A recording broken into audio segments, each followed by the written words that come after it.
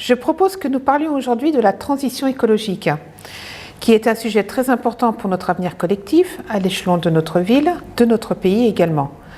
Voulez-vous commencer par quelques constats sur la situation à Draveil en matière d'écologie et d'environnement ? Merci de me donner l'occasion de parler de transition écologique, qui est un sujet transversal de notre programme. Le premier constat que je voudrais faire, c'est bien évidemment la qualité remarquable de notre cadre de vie. Draveil est une belle ville, avec des atouts naturels remarquables. La proximité de la forêt de Sénart, bien sûr, les espaces naturels, les bords de Seine, une urbanisation maîtrisée. Bien évidemment, il faut avoir conscience que ces atouts sont fragiles, peuvent être menacés, et qu'il faut se battre pour les préserver.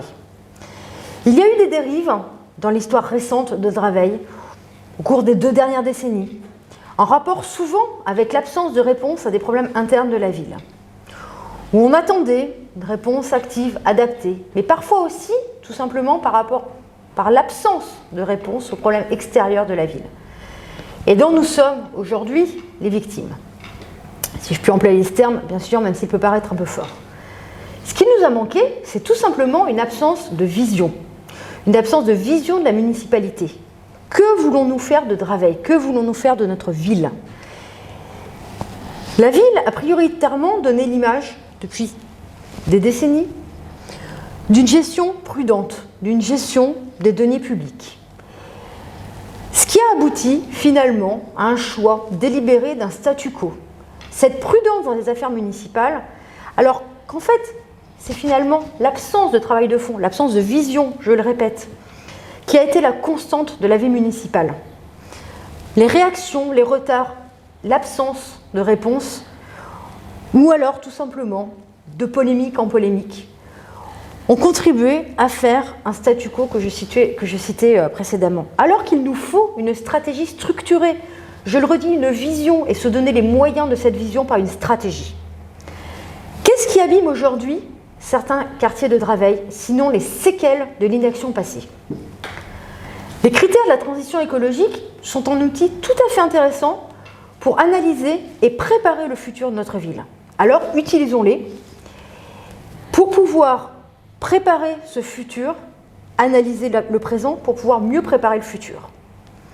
C'est ce que nous avons fait à la fois dans ce programme et c'est ce que nous ferons demain avec mon équipe. Le terme d'écologie est bien adapté pour décrire l'image d'une municipalité qui agit, j'ai envie de dire comme un jardinier dans sa ville, et qui considère chaque pâté de maison, chaque sous-ensemble, sous-quartier comme un petit univers dont il faut préserver le cadre de vie dans un environnement plus vaste qui est la ville, et la ville elle-même dans son environnement. Si je comprends bien, vous donnez une définition beaucoup plus large à l'écologie que les problèmes de transition vers les énergies vertes, bilan carbone ou alimentation bio. Vous enracinez tout cela dans la vie intime des quartiers et des habitants à travers la notion de cadre de vie. Exactement. Ce que nous proposons, c'est de prendre les concepts de la transition écologique et du cadre de vie et de nous en servir pour analyser la situation des quartiers de Draveil.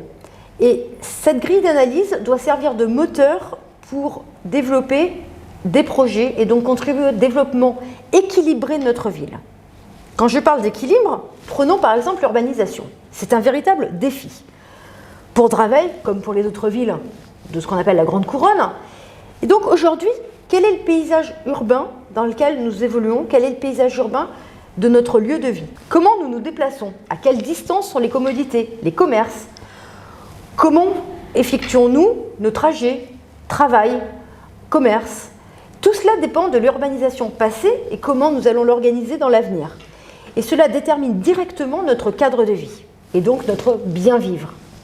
Nous avons été épargnés par la spéculation immobilière, comme l'ont été peu ou prou chacune des villes avoisinantes qui entourent la forêt de Sénart, à l'exception de Vigneux. La raison a été surtout l'absence de grandes voies de communication ou de gares RER, puisque la Nationale 7 et les gares RER sont sur la rive gauche de la Seine. Il ne s'agissait pas d'une volonté délibérée d'éviter les grands ensembles d'immeubles, mais de contraintes liées à l'absence de moyens de transport. Ce qui a favorisé finalement le développement d'un modèle autour du pavillon et un modèle de mobilité qui s'est structuré autour de la voiture. quasiment tous les foyers aujourd'hui ont un ou deux véhicules. Et la voiture est ce qui est privilégié pour se rendre de son domicile au travail. Et ça n'a pas été évité à Draveil. Des erreurs d'urbanisation ont en revanche été commises aussi dans des exemples d'urbanisation, par exemple le quartier des Mazières, où on a une absence totale de mixité sociale et de fait une sorte de relégation des habitants avec une présence insuffisante de services municipaux dans ces quartiers. Notons que cet échec flagrant n'a pas empêché notre maire de refaire la même erreur avec un projet de quartier semblable sur le site de l'hôpital Joffre. S'il n'y avait pas eu de contestation des habitants, de mobilisation il y a 10 ans, aujourd'hui nous aurions sur ce site le même type d'habitat collectif, isolé, dépourvu de transport et de commerce associés. Le problème, c'est que nous n'avons pas pu échapper aux conséquences de notre forme de développement urbain sur les mobilités des Draveilloises et des Draveillois. D'une part, le développement de l'offre de logement sans développement associé du bassin d'emploi a renforcé ce modèle de trajet long privilégiant l'automobile entre le lieu de résidence et le lieu de travail. Et d'autre part, rien n'a été fait pour dissuader une circulation de transit qui avait vocation à rejoindre les nationales 7 sur la rive gauche et la nationale 6 derrière la forêt de Sénart, qui sont aménagées pour ne pas traverser les agglomérations urbaines et ne représentent pas une grave nuisance, comme celle infligée aux riverains la D448. Depuis 20 ans, par incapacité à trouver une solution au niveau intercommunal, la ville de Draveil pâtit du splendide isolement de notre maire, qui supposait se battre seul contre l'ensemble des méchants voisins, n'a de facto rien fait. Répétons-le, la départementale, qui aurait pu être une artère de circulation desservant Draveil, est envahie par une circulation de transit, du fait de l'insuffisant développement du bassin d'emploi sur la ville et du fait de la circulation de transit qui transperce littéralement la ville de Draveil, ainsi que celle de Vigneux. Dans ces conditions, bien évidemment, 2 points sont à considérer. Trouver une solution de long terme pour dissuader cette circulation de transit. Le 3e pont sur la Seine peut être en partie une réponse, mais il faudra aussi se concerter bien plus que cela n'a été fait jusqu'à maintenant avec les villes voisines, avec l'État. Et d'autre part, il faudra porter une grande attention à l'urbanisation de la ville de Draveil pour ne pas reproduire les mêmes erreurs et corriger les erreurs existantes. Donc, si nous ne faisons rien, nous aurons à Draveil une ville dortoir, traversée par une circulation de transit incessante, ce qui n'est pas le cadre de vie dont nous rêvons. Tout à fait. Parlons d'abord d'urbanisme et des grandes décisions à venir sur les gisements fonciers considérables qui restent à organiser sur la ville de Draveil. Commençons par la réserve foncière constituée sur le site de l'ancien hôpital Joffre. Près de 6 hectares, de quoi bien évidemment attiser les convoitises des promoteurs. Les propositions passées de la municipalité, en 2009, étaient l'exemple type de ce qu'il ne faut pas faire. Un projet mené sans aucune concertation avec les habitants. Un quartier à qui on a imposé, un soir de décembre 2009, une réunion en présence des autorités, du préfet, du directeur de l'assistance publique, propriétaire du lieu, du site actuellement, le responsable de l'ONF aussi. Aucune création d'emplois, aucune mixité sociale n'était prévue sur ce projet. Mais avant tout, aucune concertation avec les habitants. Il va donc falloir se pencher sur un projet pour cette parcelle et exposer aux habitants ce que l'on veut en faire et faire en sorte que cela corresponde le plus aux besoins du secteur. En tout cas, ce qui est sûr, c'est que ça ne sera pas 700 logements sociaux qui seront mis en place. On doit privilégier un bassin d'emploi, on doit privilégier des activités innovantes et tout faire pour ne pas aggraver la situation et aggraver cette circulation de transit. Il faudra une transparence complète de la part des acteurs, y compris des acteurs publics, au premier rang desquels l'assistance publique, propriétaire du site comme je l'ai déjà dit, l'ONF bien sûr. Il est d'ailleurs urgent de constituer un groupe de travail impliquant aussi l'association des habitants de Champs-Rosés et demain le conseil de quartier de ce secteur. La municipalité devra travailler avec tous les acteurs. Et les principes qui doivent prévaloir seront ceux de la préservation d'un site sensible. Rappelons quand même qu'il est non pas en proximité, mais dans la forêt. Donc l'emprise du bâti devra justement tenir absolument compte d'un principe de responsabilité en termes de transition écologique et ça devra s'inscrire dans un bâti durable. Il s'agira donc de privilégier des créations d'emplois sur ce site, une offre de logement conjointe et tout ça dans un quartier éco-responsable avec des bâtiments neutres en carbone et exemplaires, notamment en termes de gestion des déchets. L'impact sur la circulation devra être finement mesuré. Il faudra trouver le bon dimensionnement de l'offre de services publics. Il s'agira de créer un nouveau quartier dans Draveil. Tout cela se fera pour et avec les habitants, en sollicitant leur créativité et toutes leurs contributions. Il ne faut pas s'interdire une modification du PLU pour contraindre les porteurs de projets, les inviter, les associer, les intéresser. L'avenir est ouvert. Parlons également du site de la communauté d'agglomération, boulevard Henri Barbusse. Ce sont des bâtiments actuellement en attente d'un projet de réhabilitation et de réaffectation dont les habitants de Draveil ne sont toujours pas informés. Les parents ont eu connaissance du fait que le centre aéré était fermé, que les bâtiments abritant le centre aéré n'étaient pas aux normes, ce qui ne l'a pas empêché d'abriter des cours du conservatoire pendant les travaux de rénovation. Mais nous n'en savons pas plus sur les possibilités de rénovation, le coût, ce qui devra en être fait demain. Pas de débat, pas d'information de la municipalité qui a le pouvoir de préempter la vente de la parcelle puisque cette parcelle est en vente, la communauté d'agglomération ayant vocation à déménager ailleurs. Officiellement, rien ne se passe, rien ne se dit, rien n'est en concertation. Peut-être que quelque chose sortira du chapeau après les échéances électorales, un projet descendant qui sera une fois de plus imposé aux habitants. Ça n'est pas ma conception, ça n'est pas ce que nous voulons avec mon équipe. Nous voulons travailler avec les habitants, avec les conseils de quartier que nous mettrons en place. D'une manière générale, la gestion de l'immobilier de la commune reste opaque et cela doit changer. L'image de la mairie, bon gestionnaire du patrimoine immobilier de la commune, est usurpée. Nous pourrions en donner de nombreux exemples. C'est le moment de soumettre les projets au suffrage des Draveilloises et des Draveillois, de quitter la posture de gestionnaire du patrimoine et d'avoir une vision pour notre ville. C'est aussi une question de transparence, de bonne gestion. Quittons le quartier de Champs-Rosés et rendons-nous au centre-ville, avec là encore un exemple de décision d'investissement en attente. Parlons de la maison de santé pluridisciplinaire. Il y a un besoin criant d'installation de nouveaux médecins généralistes à Draveil, qui devient évidemment de mois en mois de plus en plus criant. Un vrai désert médical nous attend. L'association Espace Vie, association de professionnels de santé, sans orientation politique et tenant à sa neutralité, portée par quelques médecins et professionnels de santé, n'a pas vu ses projets accompagnés par la mairie, y compris un projet d'installation sur un site immobilier précis qui a purement été saboté par le maire. Depuis des années, rien ne bouge. Une réunion de professionnels de santé, il y a un an avec l'ARS, mais pas d'action ensuite. Pas d'information des médecins, pas de concertation pour identifier précisément les besoins de la population. Et soudain, on apprend, quelques mois, quelques semaines avant les élections, qu'une maison de santé sortirait du chapeau, dont on connaît vaguement l'adresse, rue Jean Moulin, mais que nous aurions bien du mal à positionner précisément, quand dans son contenu, il reste tout à fait flou.